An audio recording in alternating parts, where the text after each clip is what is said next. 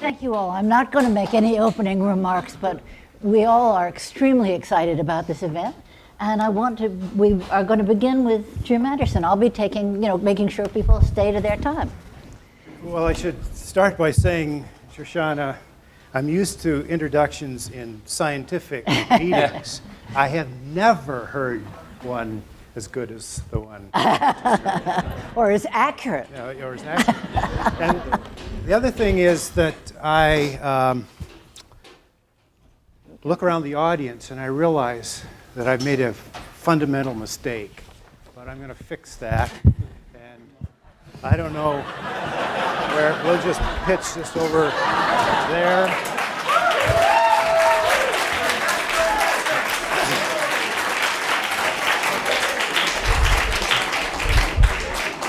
And I won't make that mistake again. So today, as you can see, we're going to talk about the scientific imperative and the way it links into, in particular, moral imperatives. Now, I'm not known to be a speaker on moral imperatives. In fact, I've never uttered the two words together in public before this afternoon.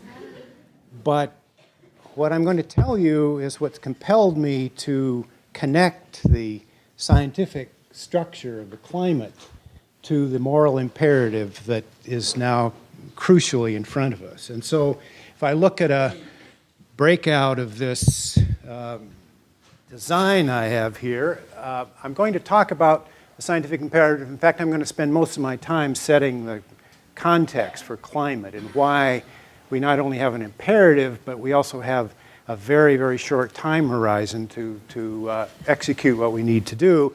And I'm going to link that primarily into the moral imperative. But because this is a university, and because we are dealing with a university, at least I think we are, we have to talk about educational imperative, a leadership imperative, and a societal imperative, because they link together very well. Now, I have to point out a great element of pride in my history, maybe the thing I'm most interested in, and that is that I started a new freshman course connecting physics and chemistry into the global context of energy consequences, climate, and so on.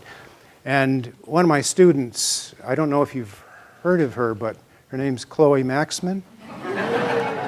This was the first year I taught it, and if nothing else happens as a result of that course, I'm pleased.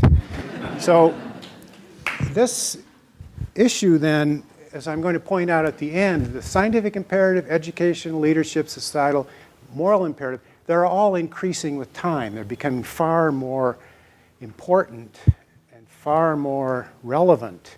And as I look at the Harvard Corporation position on why not to divest, and Ben Franta, who's, are you responsible for tracking the speakers? I'm responsible for not. You're responsible for that. Okay. Well, so Ben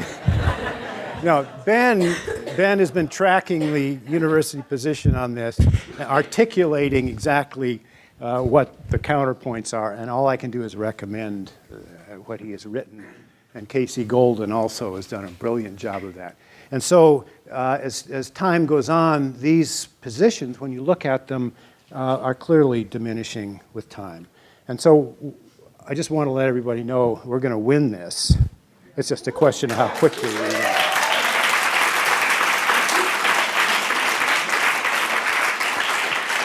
Okay, so let's start with the Arctic, because as goes the Arctic, so goes the entire climate structure. And that's the key point I want to make today. And so this, on the vertical axis, thousands of cubic kilometers of ice. And so back in 1979, we started to get the first microwave satellite observations at 17,000 cubic kilometers of ice. And I can track this back up to the mid-1950s, where we had the atomic submarines that allowed us to look at the topography of that ice. Now, I wasn't doing science in 1950. I was doing other things. So, but just starting in 1979, look at the decrease. Not only is it decreasing, the rate of decrease is accelerating, and that tells you immediately that there are feedbacks in this system. And 2007 was a famous year because the Intergovernmental Panel on Climate Change released its fourth report, and the ink dried on that report in August of 2007. It received the Nobel Prize that fall, but it forecast more ice in the Arctic at the end of the century than there was the day it was printed. And that tells you how rapidly this is overtaking us. And we don't even have to have an intricate model calculation. This is going to hit zero by the middle part of the next decade. And the problem with that is that it completely changes the structure of the climate. And the cruel irony is that ice is incredibly delicate. It takes very, very little heat to destroy it. And the first law of thermodynamics allows you to calculate the heat that goes in to melt the ice at that rate. And one excellent thing about the first law of thermodynamics is even this Congress can't repeal it. And so we know exactly what's going to happen. Until you extract heat from the system, you don't reform those ice structures. And it's the feedbacks that accelerate that, and they are many. They're increasingly well understood. As the ice pulls back, ocean water pours in from lower latitudes carrying heat with it. And as it carries heat with it, it melts ice. The atmosphere is coming in from all directions, and this is Alaska and Siberia. When those are snow and ice covered, that atmosphere radiates into the ice and snow, gets very cold before it ever gets to the Arctic. So it doesn't import any heat. That's no longer the case. We have open ocean water and we have terrestrial trees and everything. They are warm and they keep that heat in the atmosphere until it gets into the Arctic basin. And then we also have a radiation from warm water that bathes the Arctic. But the incoming sunlight in the summer, instead of 90% of it being reflected, 90% is absorbed by the dark ocean water. And not only that, there's double indemnity because all of that radiation goes into the upper 4 or 5 meters, and the average depth of ice is only 1.5 meters. So this is why it's diving very quickly to zero, and it won't recover. Okay, so can we lose 75% of this Arctic ice and recover?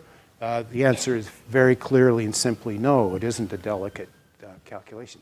This starts to open up the next round that couples into the entire global structure, and that is that Siberia and northern Alaska contain methane and carbon dioxide. And these clathrates are gorgeous. They're boxes of water with methane contained in them. And these clathrates contain 3 times as much chemical energy as all fossil fuels, all coal, natural gas, and petroleum combined. They're ubiquitous, but they contain this methane, and as they warm, they release it. And this is the same IPCC report. This is gigatons of carbon added to the atmosphere. We're now up to about 10, and every single year since that report came out, we've exceeded the upper limit of that IPCC carbon dioxide increase. But the most important number here is just 0.5% of that carbon contained just in the upper couple of meters of Siberia and northern Alaska. 0.5% of that released into the atmosphere equals all fossil fuel burning worldwide. That's how powerful that feedback is. And this is an extremely serious problem. Okay, so continuing on with these feedbacks, we've talked about the inflow of heat, the outflow of carbon. Now let's look at Greenland. Greenland's sitting out here, it looks exposed, and it is. The only thing that's contained the ice structure, which is 3,000 meters thick in the middle of Greenland, since the last glacial period, is that the Arctic ice cap took up all of the inflowing heat, absorbed it, and protected Greenland. Well, that's no longer the case, and so Greenland is responding very rapidly. I can show you microwave data, satellite data from mid-1980s. No melting whatsoever. The red indicates melting along the periphery. 1992, 2002, 2005, 2012, the entire surface of Greenland was covered with water. And this isn't water that rolls off a duck's back. This is water that goes into crevices that go all the way to the base of the ice sheet itself. And the only thing that physically stabilizes Greenland is that the bond between ice and bedrock lock the vertical and horizontal structure in place. And if you pull out that horizontal constraint, it collapses like a medieval cathedral when you pull the flying buttresses out. It is a very unstable system. And yet it contains 7 meters of sea level rise worldwide. And so what does that mean? Well, let's just pick on ourselves. This is really fun. So here's, Charles, back. The yellow is Harvard property. Now let's just take 40% of Greenland and see what happens. First of all, it brings a whole new connotation to the word river house. The other thing is, Alston is barely above sea level now. The only good thing I can see is that when we're trying to recruit MIT faculty, we have an advantage. There's no other advantage I see in this. This is a really serious global problem because almost all capitals are at the intersection of the current ocean and the land. And this is of an extremely important and irreversible problem because it's not just a matter of drawing heat back out of these cryosystems, these ice systems. You have to reform them. So we'll get to that in just a moment. So let's look back at the fossil record 40 million years ago, which was the end of the Eocene. Now this is a very famous drawing that's constructed from fossil evidence showing that the Arctic Ocean was inhabited by tropical plants and animals. It never got even close to the freezing point in the Arctic during the Eocene. And that's because the carbon dioxide level was up around 850, maybe 900 parts per million. And I'll show you what that means in just a moment. But this is a very, very important lesson, a hard lesson from the paleo record. And the only way that this can possibly be the case is that we had a wet stratosphere. And I'll show you what that means in terms of ozone chemistry in just a minute. But as we march forward in time, now in this case, the vertical axis is temperature in Celsius pinned against the current global mean temperature. So that's 0. So that's 2468 Kelvin or Celsius above that point. And on the vertical axis on the other side, 250, 350, 550, 750 parts per million of CO2. Now the carbonate silicate chemistry of the surface rocks drew carbon dioxide slowly and inexorably down to something like 230 parts per million. And then we went into oscillations, glacial, interglacial, that were controlled at very low CO2 by the orbital parameters of the Earth itself. But once we start to mine those fossil fuels, we start to run carbon dioxide back up.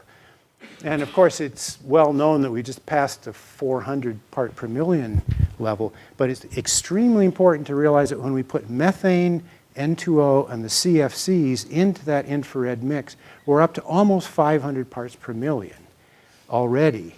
And what does that mean? Well, let's just take a look at the carbon dioxide mixing ratio again on the vertical axis. This is again temperatures 0, 2, 4, 6, 8 above current. So from the Eocene, carbonate silicate chemistry drew that carbon dioxide down. Then we turned the corner, started to mine fossil fuels and release them. I think I detect a structural problem with the heaters. I think we can file a report. I wouldn't worry. Oh, I recognize that voice. So look, 400, we're out 500. We were supposed to hit this around 2050, 2060, but the combination of methane, CO2, and so on has driven us all the way back up. We're 10, 15, 20 million years ago in terms of CO2. And we're coming up this with extremely rapid development. So this captures what I think is a crucial worry for me about the imperative behind this. So if we come back and just summarize very quickly, I'm running out of time. We've got the Arctic, We've got the impact of shifts in the climate structure that manifest themselves in terms of drought. We also have these storms in the middle of the United States. We grew up with these, right? We were tornadoes. I mean, a few people die here and there every once in a while, 150. You read it in the paper. You get used to it. This is really unusual. There's no other place on Earth where this happens. And the idea was that these storms would drive these large convective events up to the tropopause, which is just below the stratosphere, and that would be it. But we discovered to our shock when we were doing high altitude experiments that not only do these convective storms inject water 6, 7, 8 kilometers into the stratosphere, but it's trapped in it's called an anticyclonic flow. It's actually clockwise. It's driven by the temperature difference between the Pacific and Mexico. And this forms a gyre in July and August and traps this material. And that now has us profoundly concerned because that triggers the same chemistry that we diagnosed over the Antarctic and the Arctic, which can convert stable forms of chlorine into catalytically active forms, which reduce ozone, allowing UV penetration through, which breaks the base pairing on the double helix of DNA.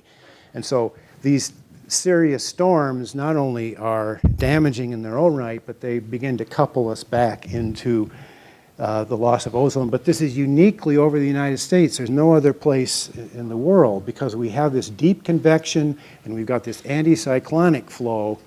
And I guess from one perspective, we could say, well, if any country deserves this. Okay, so now this brings us back to this question of how this immediacy and the structural changes drive the moral imperative behind this. And this connection is what has really transformed me. So I want to talk a little bit about this, and then I want to talk about one prediction I have, and that is that in time we're going to survive because the arguments against divesting will not survive. The moral imperative, the educational imperative, the societal imperative. And I just want to show you the note I got. 0 minutes. I'm finished.